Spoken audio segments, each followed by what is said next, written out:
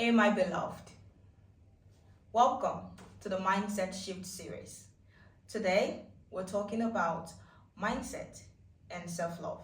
Remember, we have, I told you we're going to have a lot of phases, and then the Mindset Shift series is so broad. The first phase was mindset, which is the foundation of everything we'll be talking about. And on phase 2 today, we're going to dive deep into self-love. What is self-love? Self-love is mostly misunderstood. Like myself, I used to think that self-love was about appearance, confidence, positive affirmation. All of those things are part of self-love. But self-love is knowing who you are, loving yourself, seeing yourself the way that God sees you, not how people actually see you. It is learning to appreciate who you are while still allowing yourself to grow. Self-love is recognizing your worth beyond external validation, basically what I was just trying to say. And of course, after mindset comes identity, knowing who you are, loving yourself. A lot of us love ourselves, but I'm not sure we understand what it actually means to love myself. I'm just like myself, to be honest. I love myself. I would say it all the time. I think there was one time, February 14th, one time, I'm so upset with myself that I literally support myself on that day. That's self-love. That could be a way of self-love, but think about it. I'm loving myself. I'm buying myself all of this presents, buying myself all the best things in the world. But do I really love myself? Yes, I do. But do my actions say that I love myself? Now let's dive deep into this topic, because yes, sometimes all of those things are part of self-love, but sometimes we get carried away. One thing I had to learn is a person who believes that they are not good enough will struggle with love. If you don't think that you're enough, if you don't think that you're that girl, or you're that man, or you're that woman, or you're that person, or you don't think in your mind that this is who I am, you're gonna struggle. It's like you don't see, because at the end of the day, people can only recognize a part of you that you recognize. It's like, I know who I am, and I'm gonna give myself what I deserve. And just like me before now, the things I would do for myself that I know that I deserve, I find myself settling for less. Why? Because sometimes it feels like, I try to make excuses, I try to compromise, I want to shrink for people. So it feels like I want to be accepted, even if I know for a fact that, I'm settling for less. I wouldn't even I wouldn't treat myself like this. And we're going to dive deep into this topic. So, a person who believes they have no value will settle for less than they deserve. Now, in most cases, it's not because you believe you don't have value. It's not because you don't know your worth that you settle for less. In my case, I would always want to settle because I already feel like I get people project on me a lot. So I want to just make them feel better. Is there something like that? I always want to be in a space to make people feel accepted. It's okay, we can actually be on the same level. But at the end of the day, you realize that that's you causing so much damages. You're causing so much harm to yourself. I've been in a space where I used to cause a lot of harm to myself, and I'll just deal with it because why? I want them to feel better. I want him to feel better. I want her to feel better. But at the end of the day, you realize that you're causing yourself so much damages, and we don't need that. And to be honest with you, that is not self-love. So if you've been there before, if we're both on the same table, we need to do better. I'm trying to do better right now because, of course, I want to love myself. I want to always try to put myself first. I know it's difficult sometimes, especially if you're a woman like myself, a woman with so much empathy, a woman who we never put ourselves first. We always put people before us. I feel like a lot of people are just born that way, and it's okay sometimes, but it's okay to put yourself first sometimes as well. So have a balance. Be like me. I'm trying to balance the situation right now. I don't want to have to be someone that just, put other people first and causing myself so much damages and causing myself so much harm. I want to be better. Self-love is recognizing your worth beyond external validation. It is learning to appreciate who you are while still allowing yourself to grow. Identity is the foundation of self-love because if you do not know who you are, the world will attempt to tell you who you are. And of course, we don't want that. And think about it. And I really I resonate with this so much because just like myself, I love myself.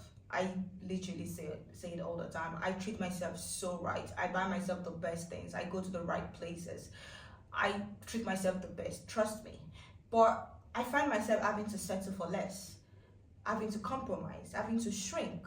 It's like I know my worth, I know what I deserve, but I find myself having to shrink, settle for less because I sort of want to, I don't know what the word is, do I want to feel accepted? No, but because I want people to feel that, okay, we can be the same. So it's like I try to shrink for you to feel comfortable. That's not self-love. That's you having to shrink for people to get comfortable, to feel comfortable. You need to stop settling for less because it's not going to take you anywhere. I promise you. I've been there, done that, and I can tell you for free that it doesn't take you anywhere because we live in a world whereby people are quick to forget the good. So you need to pick up those pieces and do not let your guards down because you need to love yourself. It's okay to put yourself first.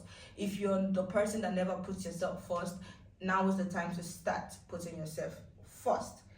So, self-love is not learning to think you're perfect. It's learning to see yourself the way God sees you. And that's self-love. So now, let's dive deep into the topics on self-love. We have 6 topics and I'll be covering that as quickly as I can. I wouldn't want to bore you.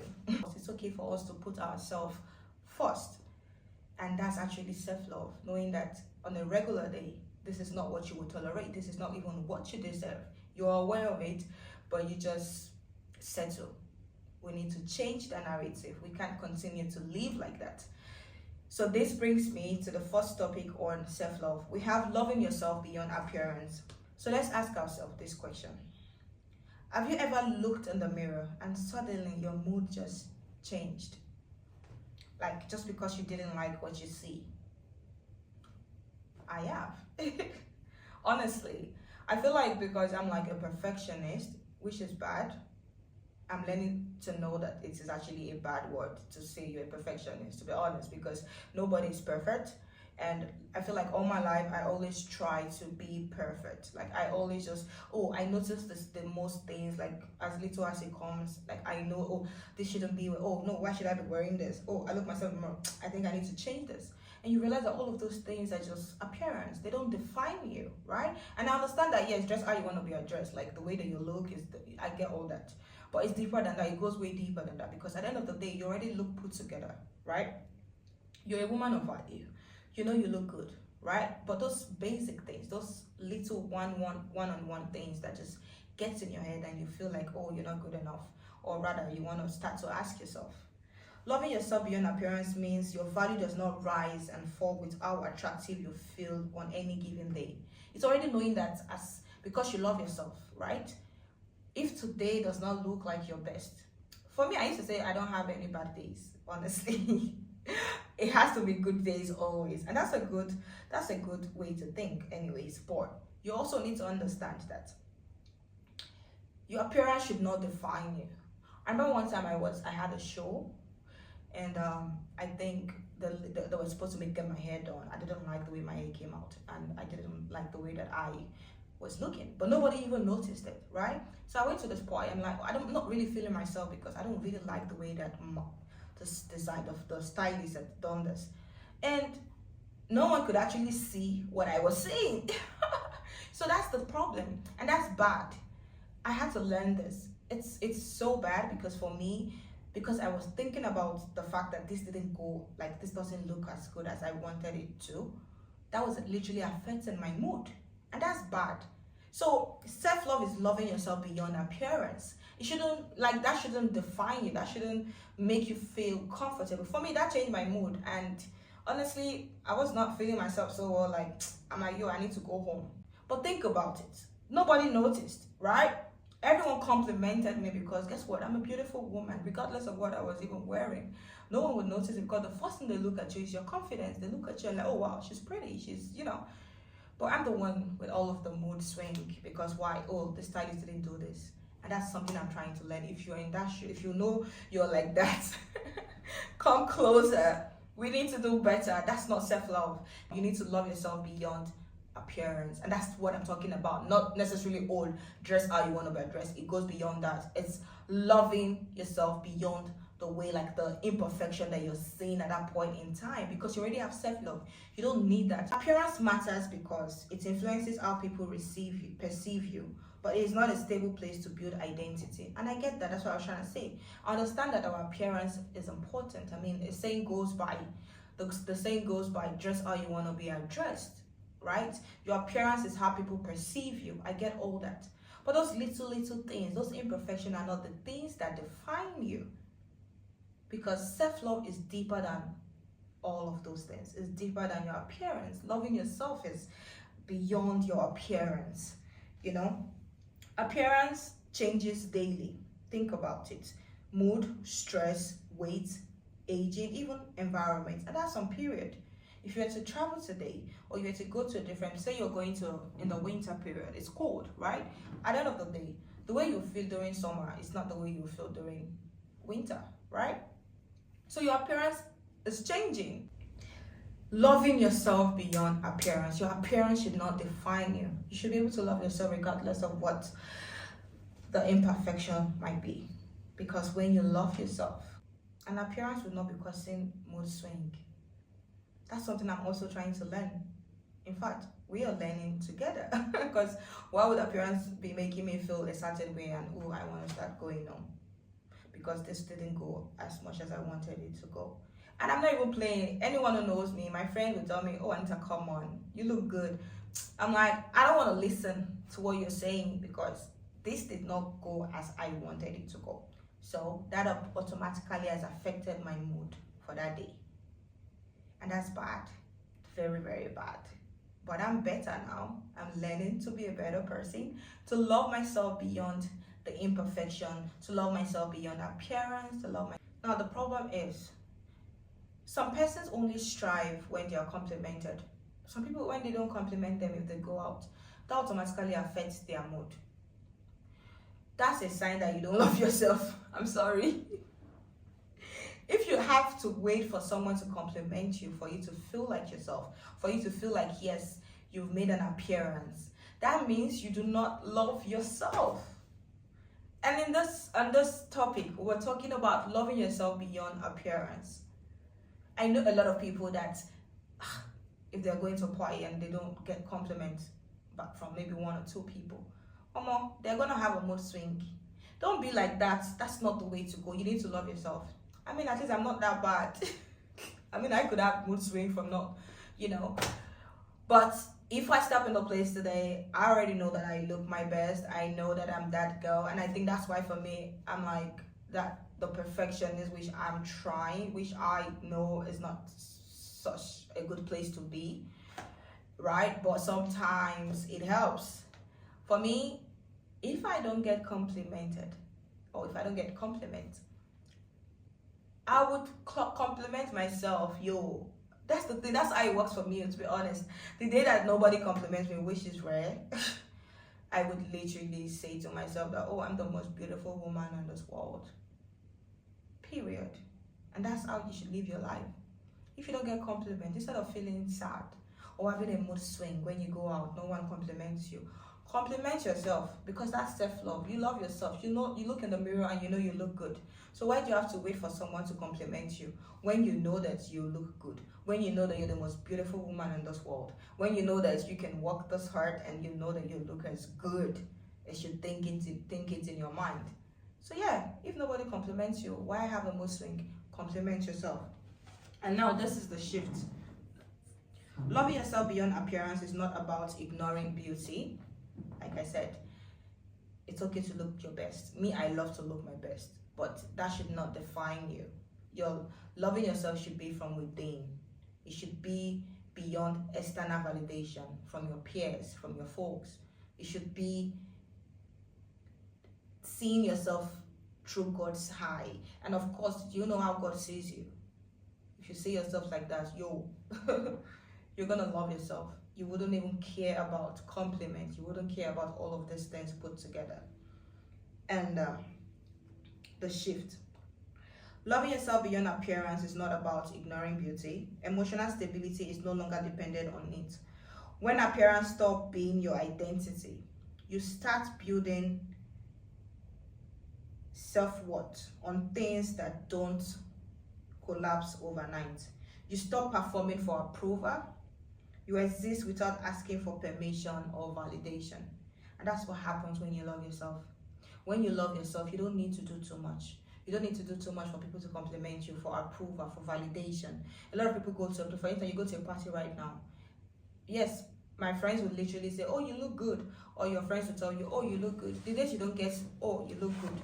You don't need to do too much. You don't necessarily need to overperform, hoping to get an approval. I know some persons that they cannot exist properly if they don't get complimented. They do things all their life, they live for validation, they live for the approvals of their peers. And that's not a good place to be. That just shows that you don't love yourself. And it's okay. I've been there. So this is a safe space where we don't judge. It's alive. We're learning. But we need to stop. These are things that we need to learn to understand. And we need to understand that self-love is way beyond appearance. It's beyond all of these things. It's beyond external validation. It's beyond the way people actually see you. People can see you and have an opinion about you. That's on them. But loving yourself is from in-depth, knowing who you are, knowing what you deserve, knowing what you're gonna settle for, knowing that, oh, I love myself so much, I'm not gonna have to settle for this. The goal is not to stop caring about how you look. It's important to care about how you look, because remember, dress how you want to be addressed. Your appearance is how people perceive you, right? But to make sure, the goal is to make sure your what doesn't disappear when you don't feel your best. And that's the goal. Make sure that your what does not disappear when you do not feel your best. And that's what I've been trying to say, because at the end of the day, sometimes we don't feel our best. It's not every day we feel our best, but that should not define you. That should not make you have a mood swing. Don't be like me. Yeah, and I don't want to be like that anymore. So let's learn together not to be like that. We don't have to have mood swings because, oh, when we're not feeling our best. Some people do not even want to go to an event because, well, I'm not really feeling myself. Why? What's the reason? There's no reason. It's just because something didn't go wrong. Something didn't go as planned. And that automatically has just, your mood has gone from like 100 to 0. Don't be like that. I used to be like that, to be honest. In fact, I'm learning to not be like that. So let's learn together. Let's grow together.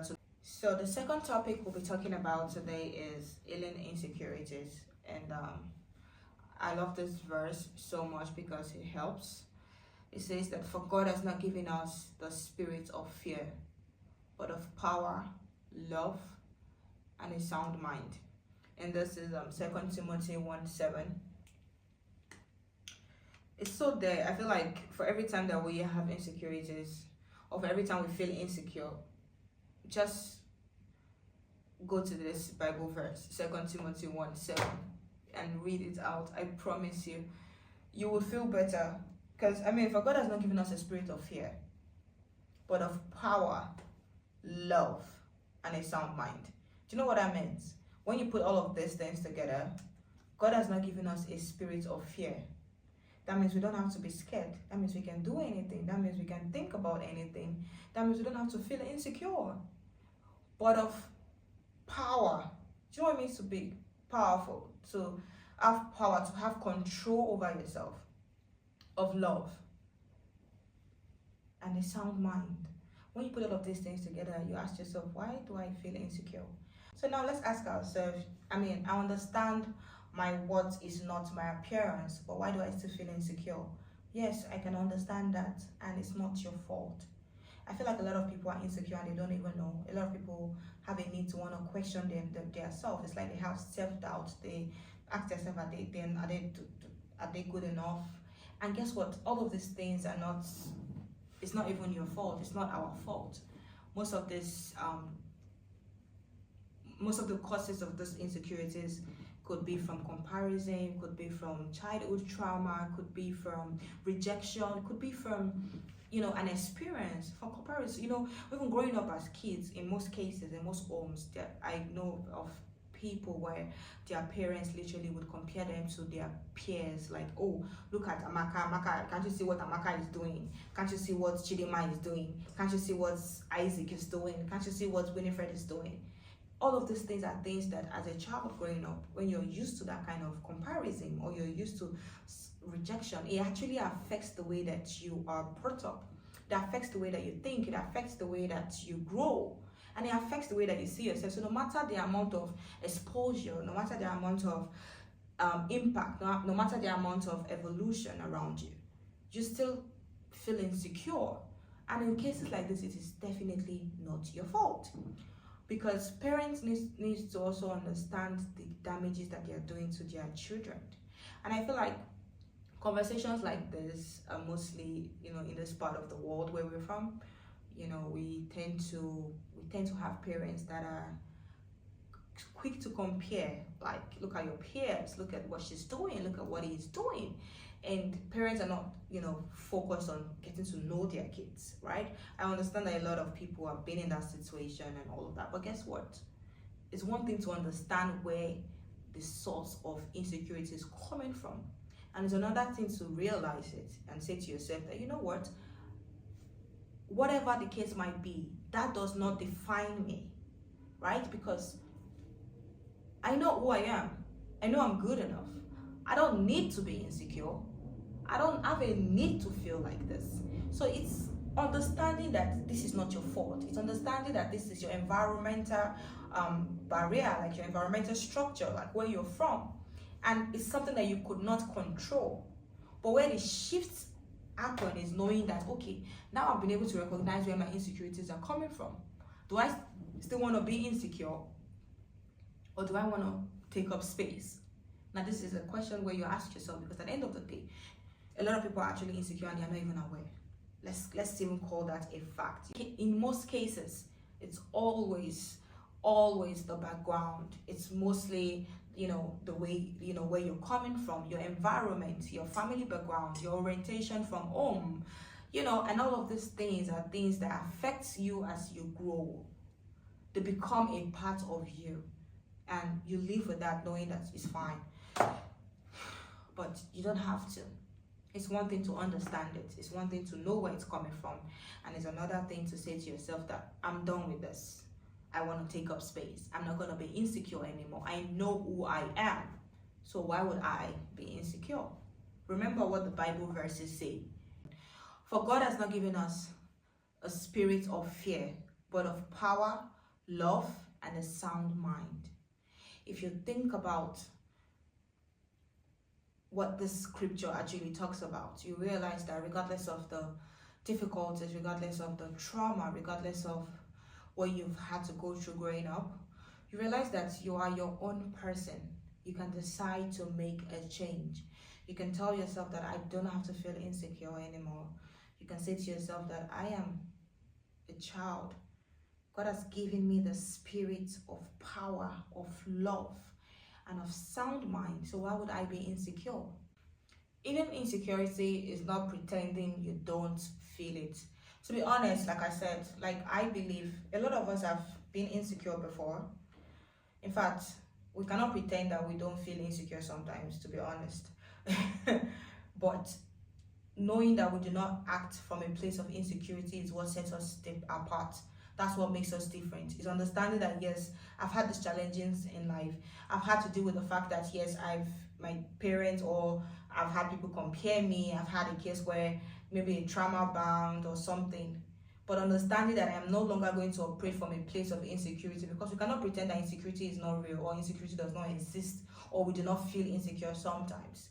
But owning up to the fact that, yes, I can be insecure, but I'm not going to act from a place of insecurity. And that's what sets you apart. That's what sets us apart. That's what makes us different. Knowing that I'm going to operate from a place of sound mind. I would not be insecure. Even if I feel it, the world is never going to know that I feel insecure. That's what sets you apart.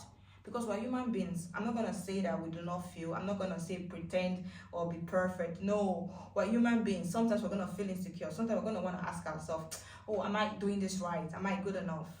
It doesn't change anything. It just shows that we are humans, right? But what sets you apart is knowing that I can understand that this is what this is, but I would choose to not operate from a place of insecurity. You see that difference? That's you knowing, that's you realizing that yes, I might feel insecure, but I'm not going to operate, I'm not going to act from a place of insecurity. And that's when you know that yes, my insecurities are healing. And guess what? You would be unstoppable, because most of the things that actually most barriers that people encounter in life are their insecurities, their own insecurities. It limits them from doing good things, from doing greater things, because they're already thinking them in their mind that, oh, what if this doesn't happen? What if this doesn't like me? What if I don't get it right? You know, all of those things put together, it limits you. You don't need that. Remember this Bible verse every time you want to feel insecure, that God did not give you the spirit of fear, but of power, of love, and of a sound mind. So every time you want to feel insecure, always remember that scripture.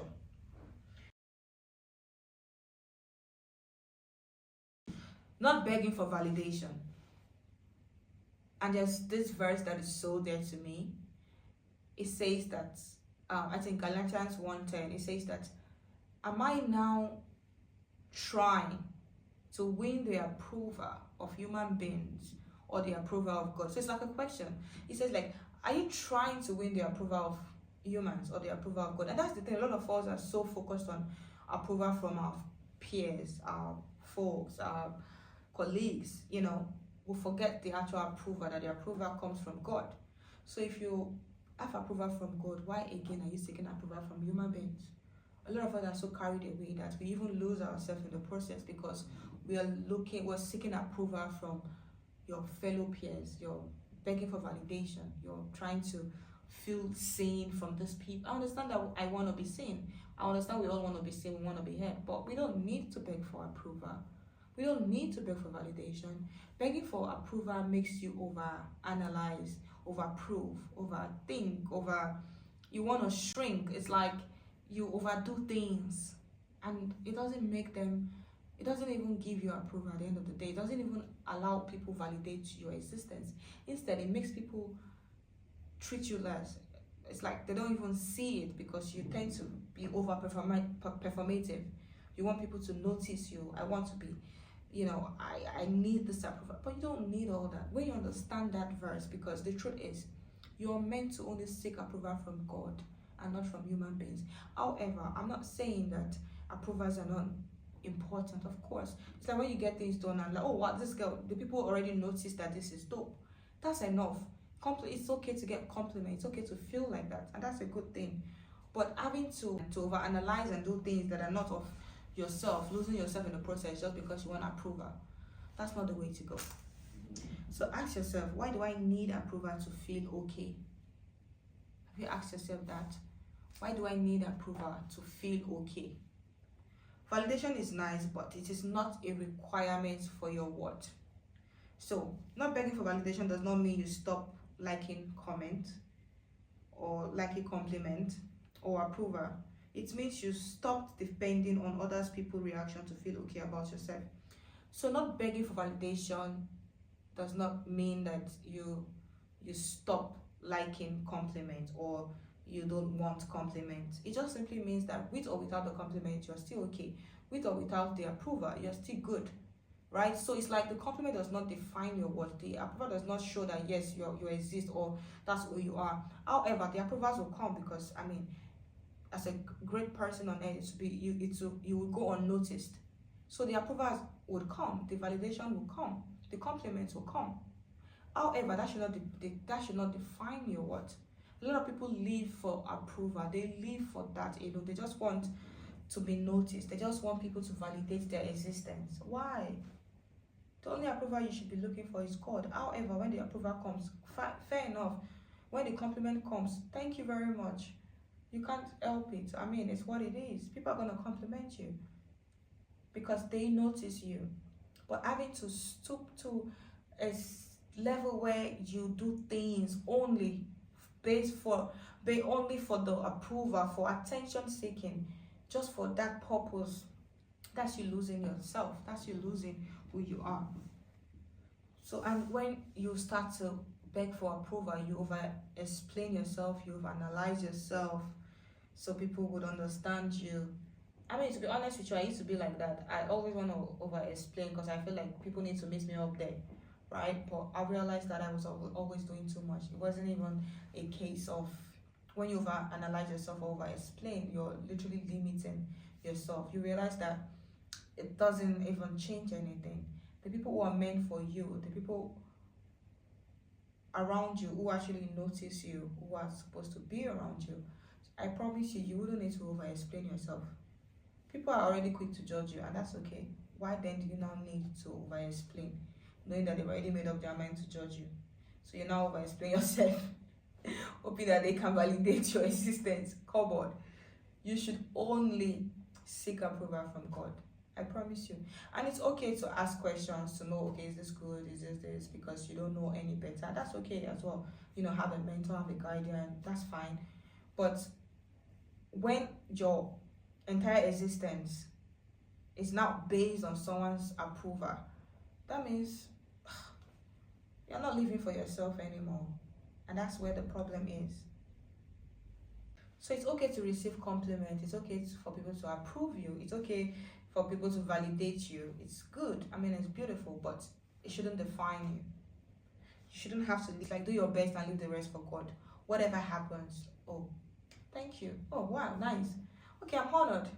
You're getting compliments. You're getting all of these things naturally because you have done your best and you've left the rest to God. And now people want to compliment your work because they notice it. They want to approve you. They want to talk about you. They want to validate you because they see your work. Now you're not just trying to depend on them, right? You've done your best and now you're getting validation because they see your work. And that's how you take charge of yourself. Because not begging for validation means learning to be emotionally okay without waiting for someone else to confirm your worth. And that's okay.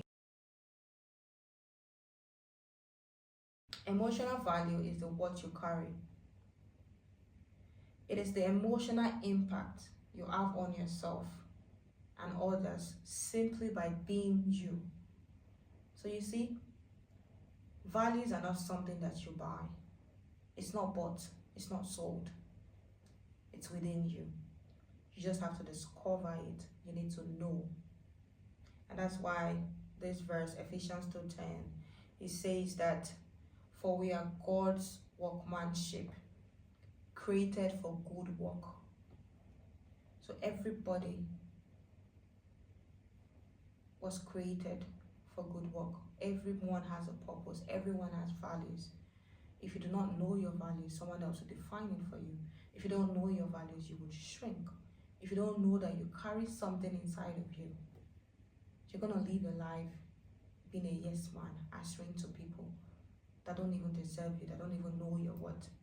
So I'm begging everyone today, understand that you are not an ordinary person. Understand that you have values. Understand that your values cannot be bought. Understand that your values is something that stays within you. Understand that we are God's workmanship and we are all created for good work. When you understand that, you know you're valuable.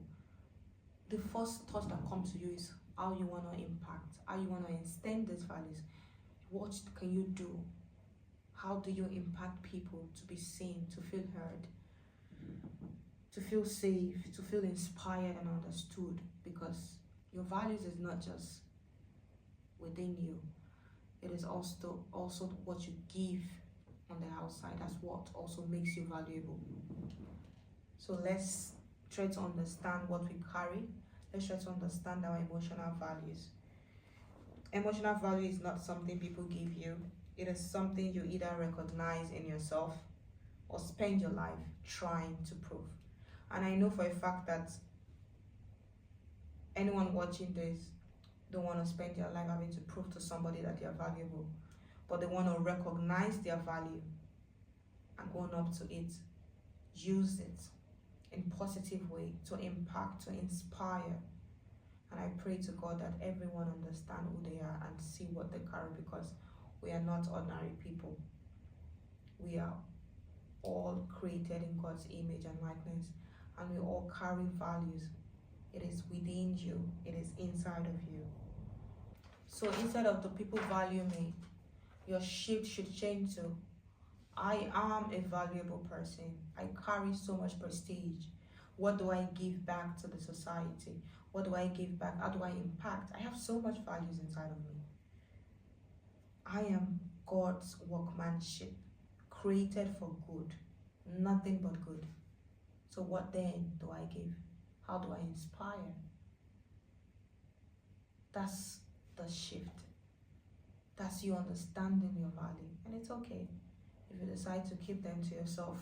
Fair enough, but do not have to shrink yourself because you don't know your values, because you don't know who you are, because you don't know or you don't think that you carry so much. Because remember, as a human being created by God, you are God's workmanship, created for good work. So if you are created for good work, that means you have values. The next topic I will be talking about is setting standards and boundaries. And this is very dear to me because it's like, now that I know my what will I allow? I'm going to read this out. Boundaries are not about pushing people away. They are about protecting the version of you that now understands their value. It's more like, how do I let people treat me? When you don't have boundaries, you get what you accept, not what you deserve. I repeat, when you don't have boundaries, you get what you accept, not what you deserve. And that's the thing, a lot of people do not have boundaries and they don't even set standards. And that's why you see they can settle, they would stoop to the lowest, they don't care. Sometimes it's not their fault. People don't even understand what it means to set boundaries or to even have standards. And that's why this topic is so dear to me, because I believe that as every individual on earth, it's important for us to guide our heart, to set standards and to have boundaries. Even in the Bible, it says that guard your heart with all diligence, for out of it flows the issue of life. Proverbs 4:23. Guard your heart with all diligence. It's saying that you should guide your heart with all discipline. So it's like protect yourself. So if you are guiding your heart, you're protecting yourself. What do you allow? What do you let?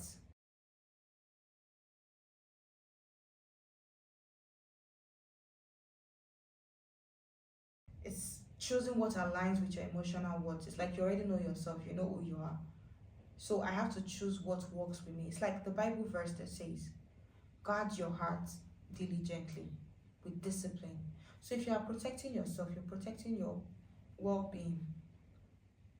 You're only going to choose what aligns with your well-being, what aligns with you as a person. So you first have to understand that, because if you don't understand that, you won't even have standards. You're going to let people walk over you. And if you don't have standards, you wouldn't be able to set boundaries. So they go hand in hand, because boundaries, on the other hand, it's not about pushing people away. It's about protecting the version of you that now understands our value. So I know my words, I know my values. Now what do I allow? And it's okay to walk away. I mean, I feel like that's one of the strongest things to do and the hardest things to do, to walk away from a situation. It could be a relationship, it could be a friendship, it could be a workplace, it could be something, whatever it is that do not align with your goals, does not align with your standards. You walk away. I know it's hard, but sometimes you have to think about this thing, because to be honest with you, if you have to settle, right, you might think it's okay to manage the situation, but you realize that at the end of the day, you're losing yourself. So the earlier the better, because at the end of the day, it never ends well. If you're going to lower your standards, I've been there, that's why I can tell you from experience. It's okay to walk out from a relationship that violates who you are, violates your standards, and violates your goals, or violates your boundaries. I've walked out of a relationship before. It was hard, but it's only gonna get harder. And that's why you see when it gets to a level where it becomes really bad and people start to speak up, you realize that there were signs. The red flags are always there. Because to be honest with you, what you allow is what you get. When you set boundaries, you set boundaries knowing that this is what you deserve. So you get what you deserve. So if you don't have boundaries, you get what you accept. I mean, even if the word of God is saying that guide your heart with all diligence, what does that say to you? Protect yourself. You cannot say you're not going to protect yourself. It is you that will protect yourself. No one will come and protect you. Protect yourself. Set a standard. Have boundaries. Don't be a yes man. Don't be a people pleaser all the time. It's okay to set standards. It's okay to settle for only what aligns with your values. It's okay to have boundaries. It's okay to say to yourself, you know what? I'm not going to violate this. This is against who I am. This is against my beliefs. It's okay. Because you are the protector of your own self. It is you that will guard your heart. And that's why in the Bible it says that guard your heart with all diligence. That means with all disciplines. Because if you do not do that, you are literally limiting yourself. You are allowing yourself to be subjected to disrespect. You're allowing yourself to be subjected to abuse, to pain, to emotional trauma. Because to be honest with you, it is what you accept. It is what you let. So that's why it's important for you to set standards and have boundaries. Because if the word of God is also saying that, then this applies to our life. And because a lot of us do not set standards, we do not have boundaries. Look at the situation of where we are. But I tell you today that it's not too late. It's okay to start choosing yourself. It's okay to put yourself forth. It's okay to value yourself. It's okay to set standards and have boundaries. Because it's important to know who you are. It's important to love yourself. The shift. Instead of hoping that they treat you well, remove yourself if it doesn't align with your standards because they know exactly what they're doing. I wrote this down and I'm going to read it again. Instead of hoping they treat you well, remove yourself if it doesn't align with your standards because they know exactly what they are doing. To be honest with you, sometimes people just want to humble you. They know exactly what they're doing. They want to see if they can break you. They want to see if you can, if your standards can be compromised. I've been there. I've had to lower my standard, but it didn't end well. And it never ends well because you know who you are. So for every time you know who you are and you have to settle and you have to give yourself less, you're only going to get less. So every time you feel like you want to compromise, maybe because of love. In my case, I always compromise for love, but I end up getting hurt because by the time I compromise, I'm stooping to my lowest. I'm having to lower my standards. And what do I get in return? Disrespect. So the truth is, if you do not have boundaries, you get what you allow. You get what you accept, not what you deserve. So basically, for all the times I've been settling, in fact, I feel like all my life I have to settle because I always want to make people feel better. So I have to hurt myself in the process. But at the end of the day, I've learned my lessons. And I know for a fact now that I would not lower my standards. I would not have to compromise my standards anymore. And I would not have to compromise my boundaries. I have boundaries, and if you cannot meet me up there, it's fine. It's okay to go your separate ways. Life is never that deep. Of course, life is deep, but it's never really that serious like that, where you have to now hurt yourself in the process. And they know exactly what they are doing now. But because you now, Good Samaritan, you've decided to lower your standards, you've decided to not have boundaries, you've decided to be a yes man, and you think that the world will not humble you. They will. So, boundaries are not where love ends. They are where self-respect begins. And I love and respect myself now. And I hope that you can do the same. I love myself. I've always loved myself. I've always respected myself. Yes, I've had to compromise for love. But you don't need to do that. You can love. You just have to find the right people to love you. And you realize that you wouldn't even need to lower your standards or even have to lower, bend your back, not have boundaries. because people treat you how you treat yourself. It starts with you. It starts with how you treat yourself. Nobody's gonna treat you like a princess if you don't treat yourself like a princess. Maybe you can get lucky and have a man just treat you like a princess. But come on, in this world where we are, if you don't treat yourself like you deserve princess treatment, you wouldn't get princess treatment from a man. Maybe you can get lucky. Some persons are just lucky like that. They get princess treatment even if they don't treat themselves like princesses. Hopefully you get lucky, but what if luck is not on your side? Why not treat yourself like you deserve so that people treat you just as you deserve, not what you accept? On this next topic, we're going to be talking about accepting imperfection. I don't need to be perfect to be worthy. I will do both properly.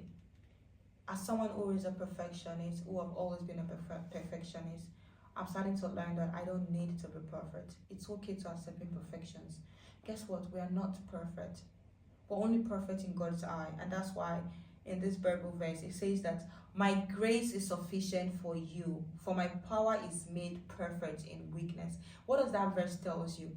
It's telling you that my grace is sufficient for you. That means God has extended grace to you in the sense that because God has extended grace to you, that is enough.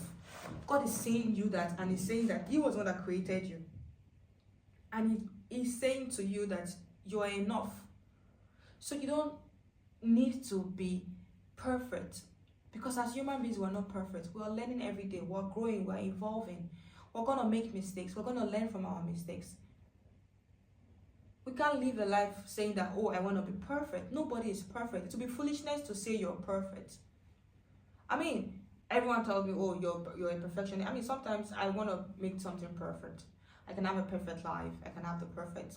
Fair enough. But I'm not a perfect person. And guess what? As much as I can think that I'm a perfectionist, I'm going to make mistakes some days. There are so many times I'm going to make mistakes. And that means I'm not perfect. That means I'm just human. I'm just a human being. And that's us accepting our imperfections. Accepting those imperfections that makes us humans. Because if we're perfect, that means we're not humans. And I'm a human being, so I can't be perfect. And as a human being, you can't be perfect. Nobody is perfect. So being a perfectionist seems very cliche. When someone calls and say, oh, she's such a perfectionist. I mean, I get that a lot. Maybe because of my trait. Right? But I don't even think that's a good place. That's where I want to be. I don't want to be reminded by that. I don't even want people to say that to me because people say it a lot that I always want to live to that expectation. And guess what? I don't need that. I don't need to be perfect. In God's eye, I'm already perfect. So why then do I need to be perfect? Right? Accepting imperfection. In the Bible verse, it said, my grace is sufficient for you. That means God, in God's eye, we're perfect. God has already extended grace. It's enough. So why then do we need to be perfect? Why then do we need to prove to be perfect? Why can't we accept our imperfection? I know a lot of us are on this table. A lot of us, we want to do things perfectly. We want to make sure this goes right. We want to make sure, oh, this is nice. But we don't. It's okay to accept our imperfections. That's what makes us humans. Then I used to be like a perfectionist. And because, oh, this is not going as I want it to go, I would have to start from scratch. And because I'm having to start from scratch, it's delaying my progress. It's slowing me down because I want to be perfect. But that's even so dumb, to be honest, realizing it now. Because for the time I want to do things that are perfect, I want to make sure, okay, I arrive at this. It's slowing me down because every time I want to make sure I'm perfect, I have to start again. It's like I've made up a plan and then I have to squash it and go back to zero. And I'm repeating. Whereas I can just be a human being and be imperfect. Because guess what? We're already perfect in God's eye. And accepting our imperfections is what makes us humans. Now we have come to the close of phase 2. I'm so honored to be coming to the end of this phase. We talked about accepting imperfections, understanding that we don't have to be perfect, understanding that our imperfection is what makes us humans. We talked about setting standards and boundaries, understanding that as human beings, we need to set standards and we need to have boundaries. That's what makes us awesome. Because if we don't have boundaries and we don't set standards, we will be walked all over. We're going to be yes man and yes women. We will have no control over our own abilities. Because why? We don't have boundaries, we don't have standards. So it's important that as a woman of value, you set standards and you have boundaries. We also talked about understanding emotional value, and this is what I talked about. Emotional value is knowing that this is something that is within you. This is something that already exists inside of you, because God has created us for good work. So every human being has value. Value is not something that you can buy. It's not what you wear. It's not how you're seen. It is what you carry inside of you.